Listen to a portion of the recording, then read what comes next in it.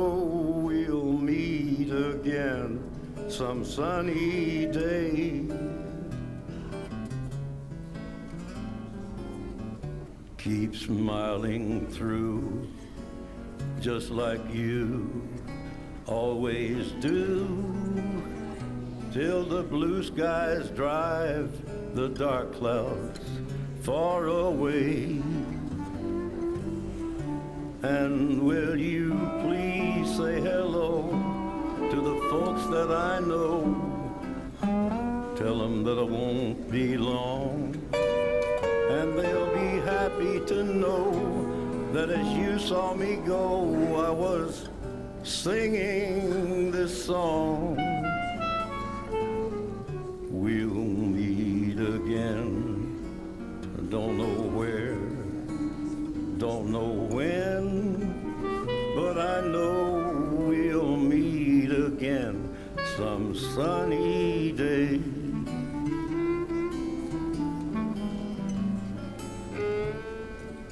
Yeah, we'll meet again. I don't know where, and I don't know when, but I do know that we'll meet again some sunny day.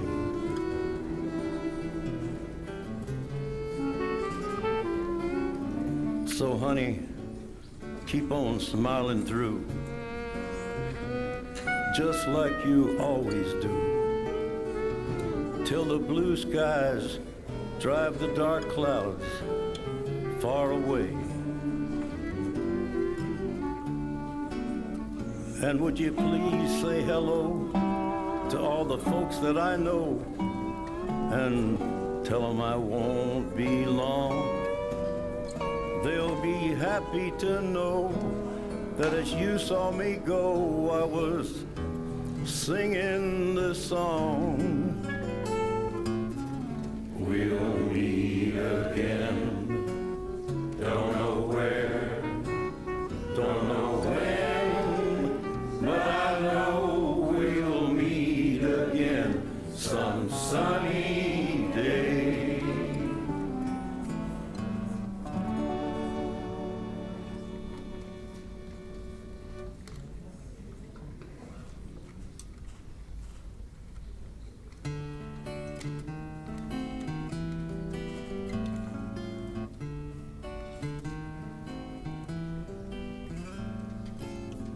We'll meet again, don't know where, don't know when, but I know we'll meet again some sunny day.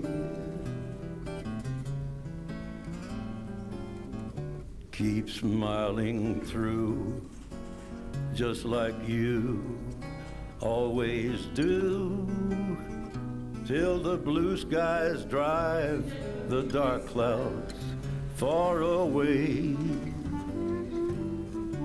And will you please say hello to the folks that I know? Tell them that I won't be long, and they'll be happy to know that as you saw me go, I was singing this song. We'll meet again, don't know where, don't know when, but I know we'll meet again some sunny day.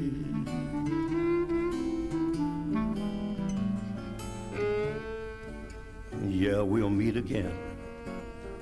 I don't know where, and I don't know when, but I do know that we'll meet again some sunny day.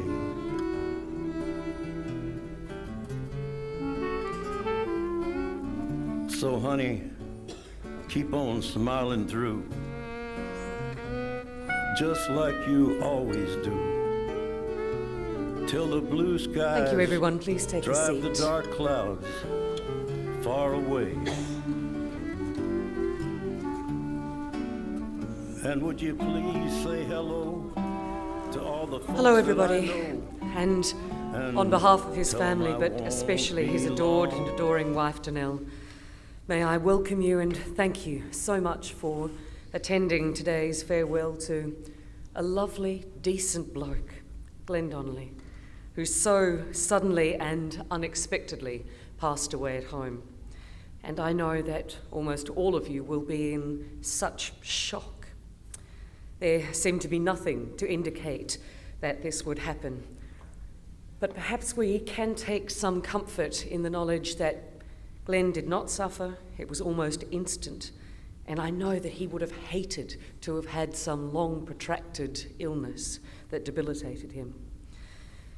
My name is Verity James, and along with Marina Purslow Funerals, can we thank you for trusting us with guiding you through your much-loved man's farewell today. As we come together this afternoon, everybody, we make a real point of leaving the outside world behind with all its pressures and demands. And so with that in mind, I wonder if you just wouldn't mind checking that your mobile phones are switched off or turned to silent, please. And that way we know we can truly set aside this time for Glenn and his family. Before I invite personal tributes, let me share with you just a little of his story. Glenn was born to Marie and Frank Donnelly in Bulli in New South Wales. His father was stationed at Nara, where he was in the Navy. And Glenn was the firstborn, followed by Sister Joanne 2 years later. And so the family stayed in the East until Glenn was about 6 years old, and that's when his parents' marriage dissolved. And his mother brought the children back to Perth, to Bassendean specifically, where they completed their education. And that's also where he took up and started to play soccer, and he was really good at it. Glenn liked school. He was a good student. He went to what was then Waite, but is now Curtin University, to study economics for a year before deciding, it's got to be the opposite end of the scale, doesn't it? Before then deciding to join the army. So, of course, he went and did his training at Puckapunyal.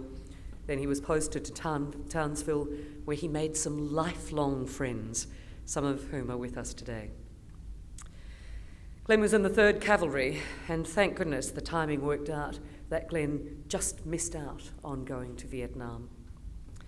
So in 1979, the then Lance Corporal Glenn Donnelly was discharged from the army, and he returned to the Perth that he'd been missing.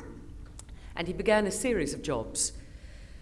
Market force as account executive, taxi driver, and then Transperth in the finance department. And it was during that period of employment that he met Donnelly and how life changed, and that was in 1988.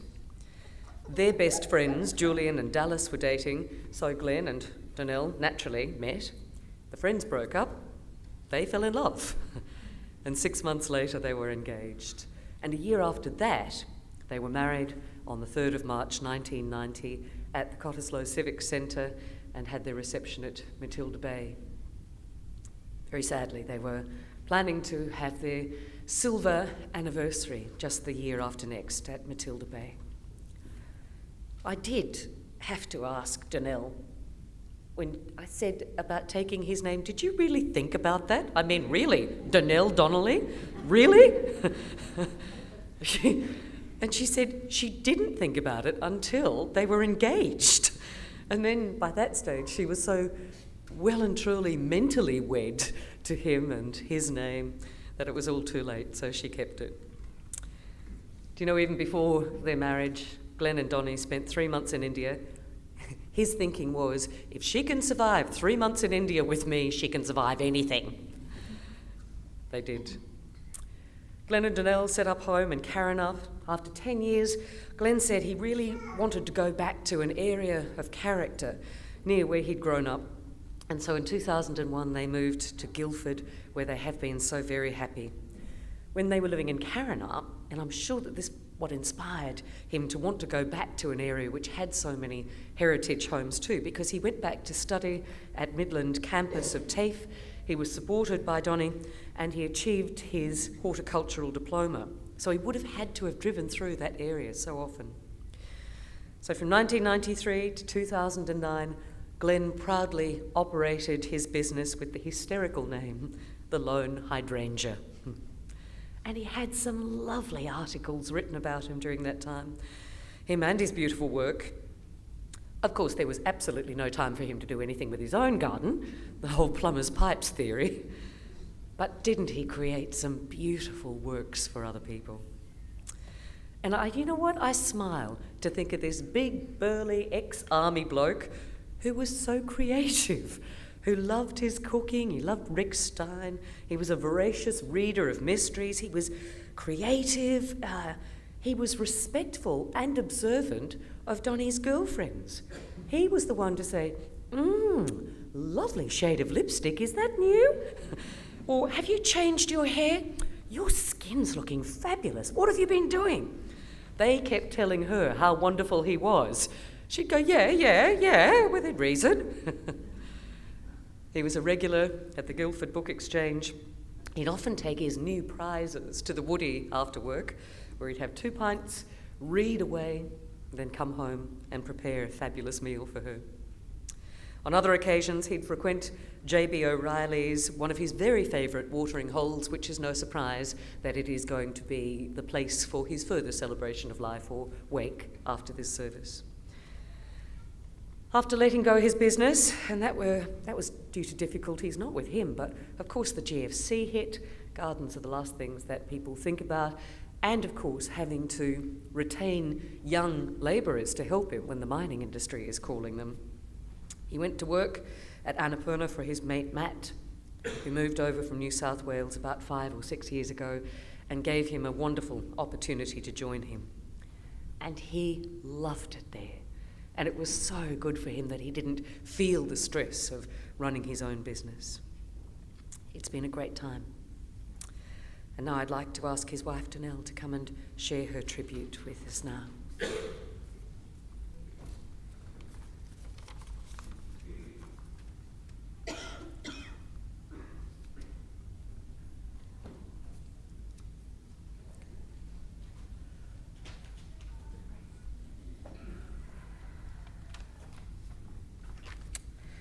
I'd like to thank everyone for attending today to celebrate the life of my husband Glenn.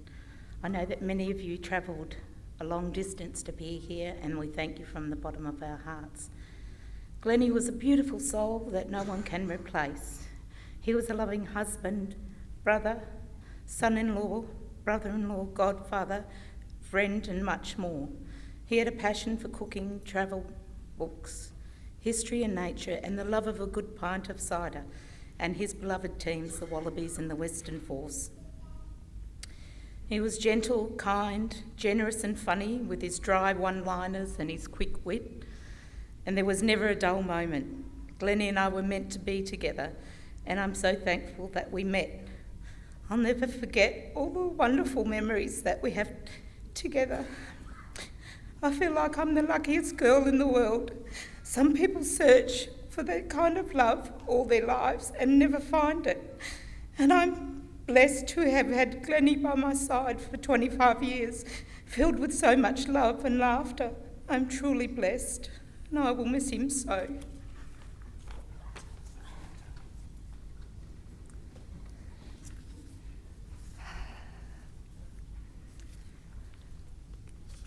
I'd like to ask Beau, Donnie's godson, now, to come and speak on behalf of him and his brother Tom now.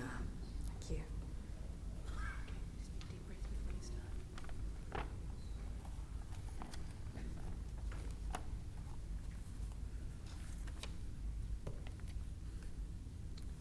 My name is Beau Gamble. I'll be speaking on behalf of my family, my dad Rob, my mum Ingrid, and my brother Tom, and myself. Neither mum nor dad remembers the day they met Glenn, but they know it was a good day. That was over 30 years ago, and he's been in their lives ever since. During this friendship, at different times, they both shared a house with Glenn, and their experiences were very different. The Gwelup house was a notorious party place. Many great times and late nights were had there. Some with many friends, and sometimes just parties for two, even sometimes parties for just one. A story often told was the night Glenn decided to crack open a bottle of Karuba rum while he and Dad were watching TV. When Dad retired to bed, Glenn was comfortably halfway through the bottle. The following morning, when Dad came out to go to work, Glenn was spread eagle on his back on the kitchen floor with a hand reaching up to the open oven door where he'd been grilling a very burnt sandwich. And by his side was the empty Kariba bottle. Next to the phone, which was off the hook, were 3 cigarette burn lines across the kitchen bench. He'd been on the phone, Dad thinks to Rick Steinborn, for more than an hour. Then he woke up and staggered off to bed like a gibbering idiot. On another occasion, Dad and Glenn decided to have a cocktail party on a Sunday. They bought a very large supply of spirits and liquors the day before, which was a big mistake as they began sampling and mixing new concoctions. A new lethal cocktail was invented, named the full frontal lobotomy. They drank a lot of full frontal lobotomies, resulting in the turn of phrase, a couple of old gummies. And so much of the alcohol was gone, they had to replenish the supplies for the party the next day. Glenn and my dad shared an enthusiasm for chilies. They dined at a Mexican restaurant one evening, and Glenn bet Dad he could eat 12 jalapeno chilies, and the challenge was on. The waitress brought out the 12 chilies, and Glenn proceeded to swallow them whole. Dad stopped him and said, "Nah, you have to chew them." By the time Glenn finished the lot, he was red in the face, with sweat dripping from his brow and tears running down his cheeks, but he won the bet. And they visited the restaurant again a few days later and ordered chilies with their meal, and the waitress commented that there was a bloke in here last week that ate 12 of them. So Glenn had his 15 minutes of fame. Mum's time sharing with Glenn was mild in comparison. They often enjoyed a puff together and the occasional rum. Music was on day and night, although not always to each other's tastes. Mum was introduced to the game of 500, and she and Glenn began a formidable partnership, and many nights were spent trying to outbid and out-trump Keith and Di, their main rivals. Both Mum and Dad agreed Glenn was a great person to share with. Not only was he clean and tidy and a great cook, he was easygoing and lots of fun. There were always plenty of laughs and never a dull moment. Time went on, and it became Glenn and Donnie.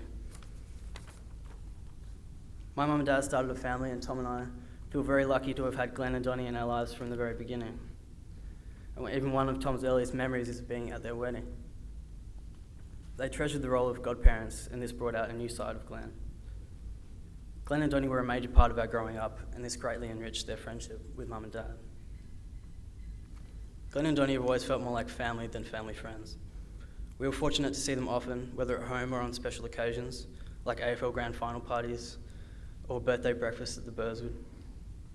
He was always interested in everything we did, and especially proud of our academic and sporting achievements. Glenn sometimes needed a little nudge or encouragement from Donnie, reminding him about birthdays or milestones, but he always did the right thing. My brother Tom and I will mostly remember Glenn's sense of humour. He was fun to be around, always having something to joke about. The best was when Glenn and Donnie would make fun of each other, calling each other names like old bag and the ball and chain. But beneath all the jokes, it was obvious they loved each other. Life won't be the same without Glenn, and we'll miss him for so many reasons. Dad and Glenn's book club for two is now missing one of its life members, and all their waffling about books and authors will be sadly missed. Mum, Dad and Donnie were very glad when Glenn took up reading again a few years ago. He became an avid reader of crime and mysteries and borrowed hundreds of books from the Gamble Library without a single fine. We all appreciated good food and good wine, with many memorable meals over the years. Glenn was an amazing cook, and curries were his specialty. But more recently, his claim to fame was his Rick Stein pork belly, which had to be tasted to be believed. Everyone will miss your cooking, Glenn. Mum and Dad, Glenn and Donnie, had a wonderful holiday in Bali last year and had such a good time they'd already begun planning another one for this coming October. They were all looking forward to this next holiday, but especially Glenn was looking forward to it, as he was going to be the tour director, planning the travels around Java. He took to this with great enthusiasm, and as a lover of good food, he'd already had half the restaurants picked out. Donnie, Mum and Dad still plan to make this trip and to follow his itinerary, so let's hope his recommendations are up to scratch. Goodbye, Glenn. We hope you've got a good book.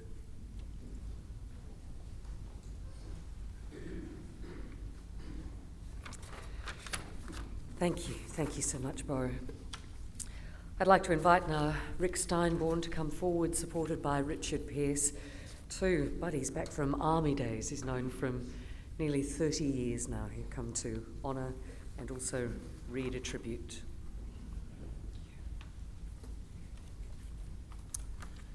As indicated, Glenn spent 3 years in the regular army in the 3rd Cavalry Regiment up in Townsville. And that's where Richard and I met him, along with another very good friend of Glenn's, Julian McPherson. Unfortunately, Julian's overseas with his wife. He moved there to Brazil, and he's very upset that he can't be here today. But he sent some words that he'd like to be read out today, so that he can pay his tributes to Glenn. So Julian writes, "It was with shock and deep sadness that we heard of Glenn's sudden passing from way over here in Peru. Our hearts go out to Donnelly, her family, Glenn's sister Joanne, and his many close friends from over the years. I'm sure that everyone will agree that Glenn will be remembered for his outrageous and irreverent sense of humour and his philosophy of never taking life too seriously. An old army friend of Glenn's from the Townsville days summed up Glenn beautifully when he emailed me last week and wrote, "My 3rd Cavalry Regiment memories of Glenn are always fond ones, of hilarity and good-natured ribbing. We always seemed to be laughing along at something together. He never took anything too seriously, especially the army, and found humour everywhere. He was merciless with his barbs, but it was always good-natured and never malicious. Just don't show a chink in your armour, or his wit would take advantage. I think we take it as a given that Glenn never strayed far from that path for the rest of his life." The words of his old friend Ian Wigham from over in the UK will also remain relevant to our ongoing memories of Glenn, and he wrote, "An absolute character. I still, on a weekly, if not daily basis, find myself chuckling over Glenn-isms or memories of hilarious times. Many of us will remember the Friday-long lunches with workmates and friends that often kicked on into the evenings and the many, many dinner parties in our homes. They were always full of friendship, laughter, and those Glenn-isms with his outrageous one-eyed view on people, politics, and life. He certainly knew how to press our buttons. Glenn's love of food eventually had him become an outstanding cook who could confidently turn out multiple dishes of our favourite Asian and other foods. I can remember many, many occasions since we first met in the mid-1970s when events prompted Glenn's sharp wit into action, and the stories have been told and retold by his friends for many years. I'll recount a few of them here, but they're just the tip of the iceberg. As most will know, during his 3 years in the army, Glenn was, as he described himself, a gentleman of the cavalry. I remember well the very first time that we socialised together in Townsville back in the mid-1970s. I'd known Glenn for a couple of weeks at work, and someone had very unwisely left a home unit in the care of Glenn and a couple of other junior soldiers. They invited me over for a few too many beers one night, at a time when super glue had just become commercially available. As the night progressed, Glenn and his cohorts decided that the super glue had to be tested, so the dozens of empty beer cans were randomly and permanently attached to the lounge room walls. I can distinctly remember glancing over my shoulder at our handiwork as I went out the front door in the early hours of the morning to go home, thinking that the room looked like a rather abstract, multicoloured crocodile.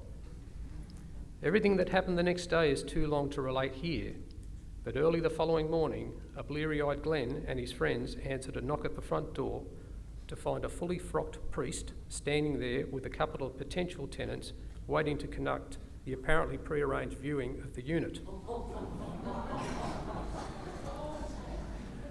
What followed is now remembered fondly as the Bishop of Townsville story, as the very distinguished and sombre priest and potential tenants slowly picked their way through the carnage in the rooms as Glenn and the others went quickly in front of them to scoop up empty beer cartons and pizza boxes in a frenzy.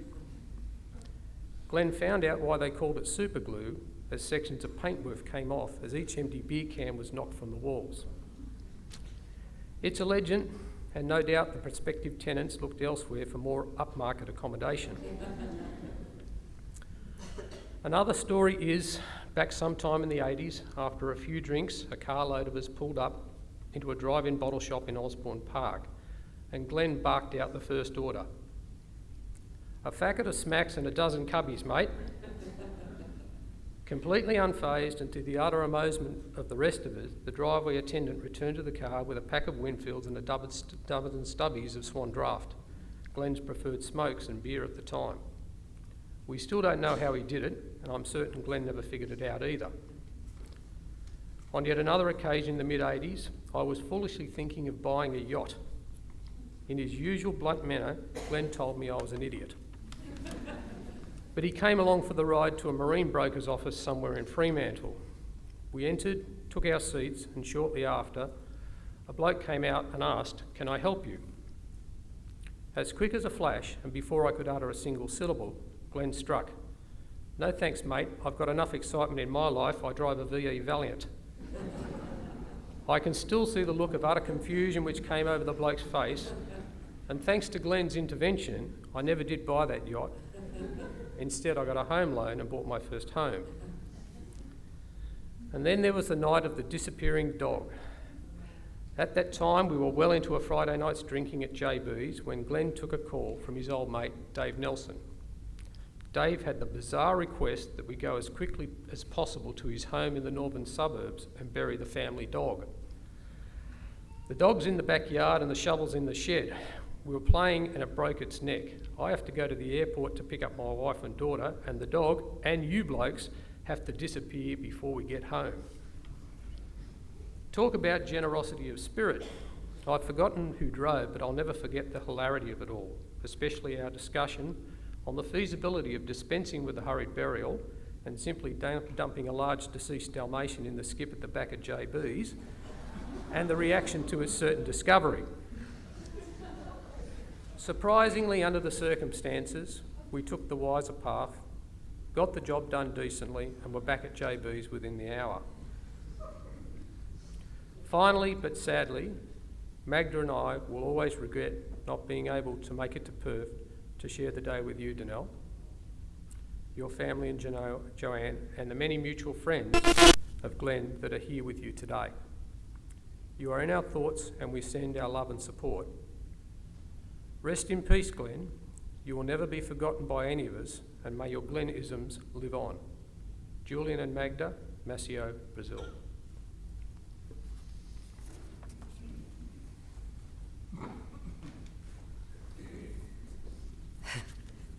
Thank you, I think, gentlemen. We're going to hear some of those Glennisms now because I have a tribute from Tim, Danny, Catherine and Jackie Ward, all on behalf of Glenn's mates. The Grand Fromage of the lone Hydrangea Landscaping Company has left us. What a man we have had a pleasure of knowing. My God, we're going to miss you, brother. Glenn, such a sports lover and a fiercely patriotic Australian who proudly supported the green and gold, often under intense pressure, but he'd stand his ground and defend the flag. You will already know about your Wallabies win over the Lions on Saturday night. It was a great win. Yeah. Such a rugby man with fun memories of lads on tour. The king of one-liners or Glennisms. When you're right, you're right. Stop faffing about. Bunch of gommies, referring to his workforce. Trouble at Mel, in a heavy Lancashire accent when something went wrong. And one of his many responses when asked for advice, "Mate, I wrote the book on that." And others that can't really be shared here, but I'm sure that they'll be remembered a little bit later at JB O'Reilly's. He was a positive, happy man who in the odd 20 years we've known him has never had a bad word to say about anyone, who was tremendously respected as a person, a tradesman, and a true and loyal mate. Nellie, thank you for picking him up after too many celebratory pints at JB's. The Bulmer Cider Company is going to notice a big drop in business. Thank you also for being such a supportive wife. Please know from all his friends here that we're here for you right now.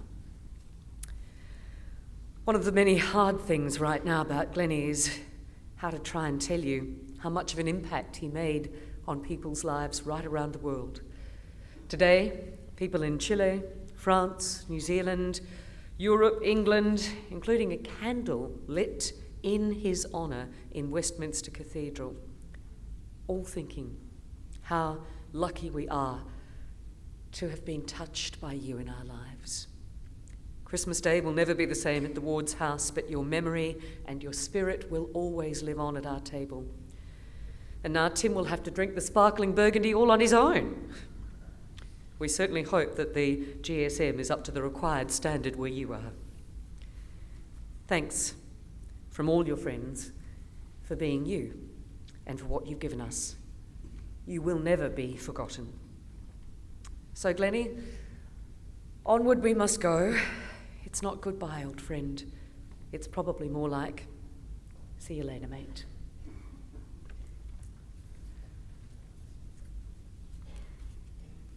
So, ladies and gentlemen, sorry, I get nervous about tributes, so I print everybody's out along the way. But I know that at this point, what we need to do is to bring Glenn right back into the forefront of our minds. While he didn't live anywhere near long enough for you, the truth is this is a man who has had so many adventures over the year. Now, whether they were extensive travels by himself, and then with Donnie, from where he brought back recipes to cook her every night. And now the worst thing is she has to learn how to cook now. She's got no idea.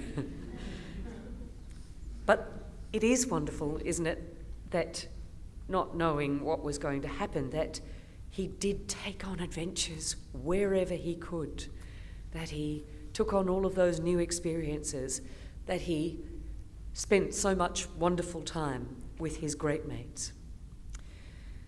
So now we're going to take a journey with him and see just a few of the highlights of his life now. I wonder if I could direct your attention to the screens where we'll follow that journey. Thank you, Donna.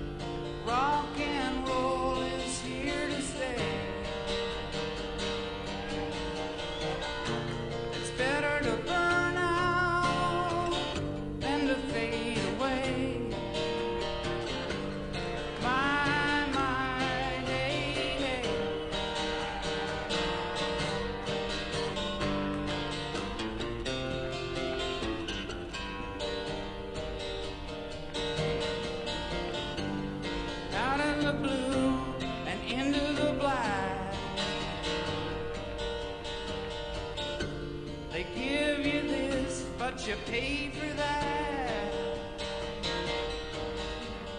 and once you're gone, you can't ever come back.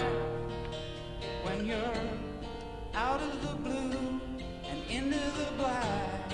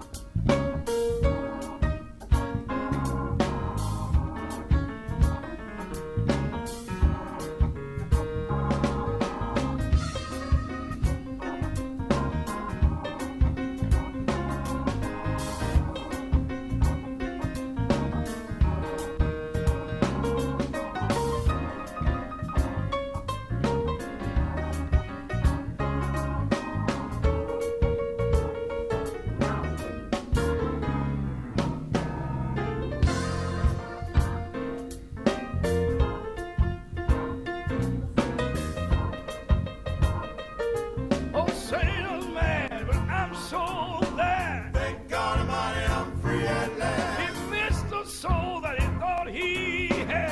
Thank God Almighty, Yeah. I'm free at last. free at last. Thank God. Thank God Almighty, Yeah. I'm free at last. free at last. Thank God. Thank God Almighty, Yeah. I'm free at last. free at last. I'm free at last. Free at last. Free at last. Free at last. Hey, hey. Oh, free at last. I'm free now, yeah. Free at last. I'm free right now. Free at last. I'm free right now. Free at Can last. I get one witness? Free at Can last. I get one witness? Free at last. I can't speak for you. Free at I last. can speak for me. Free at I last. can't speak for you. Hey. Free at I last. can speak for me. Free at last. Can I get one witness? Free at Can last. I get one witness? Free at last. Hey, hey. Free at last. Hey, hey. Free at last. Hey, hey. Free at last. Free at last. Free at last. Free at last. Free at last.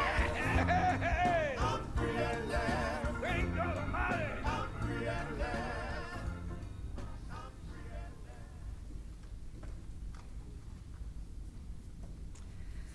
So many wonderful memories. And I'm sure that Donnie would love me to thank Matt in particular. I know lots of friends have come out of the woodwork and helped so much, but Matt put that together and also put the music together for today and has been a rock for you. So Matt, thank you so much. So before we reach that time when we say our final goodbye to Glenn, Janelle found this beautiful reading for her beloved Glennie. It's by Richard Fyfe. No person is ever truly alone. Those who live no more, whom we loved, echo still within our thoughts, our words, our hearts, and what they did and who they were becomes a part of all that we are forever. Beautiful. So, ladies and gentlemen, we have now come to that time when we say our goodbyes to Glenn. If you can comfortably stand, could I ask you to do so now, please?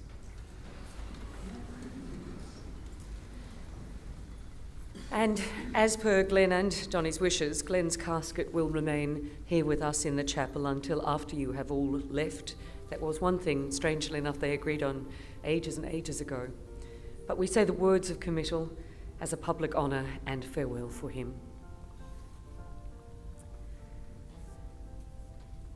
Tenderly, reverently, with great respect and love, we say goodbye to the physical presence of Glenn Donnelly, but knowing that we can always carry that amazing spirit in our hearts. Glenn, we thank you for your deep friendship over so many years and for being such a loyal mate. We thank you for your incredible work ethic, your punctuality and your creativity in landscaping. We thank you for taking such good care of Donnelly over 25 years, spoiling her, treating her like a princess. We acknowledge your intellect, your integrity. All secrets were always safe in your care, and your ability to treat all people from all walks of life with respect and equality. We ache that you have left us too soon, but we are so grateful for all of the memories that you've left with us. And now, Glenn, as a beloved husband and brother, uncle, godfather, and dear, dear mate, we release you, surrounded by our love.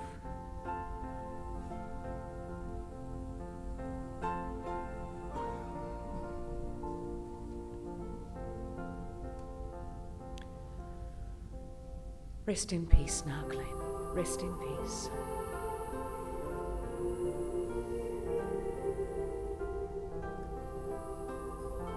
Thank you, everyone. Please take a seat.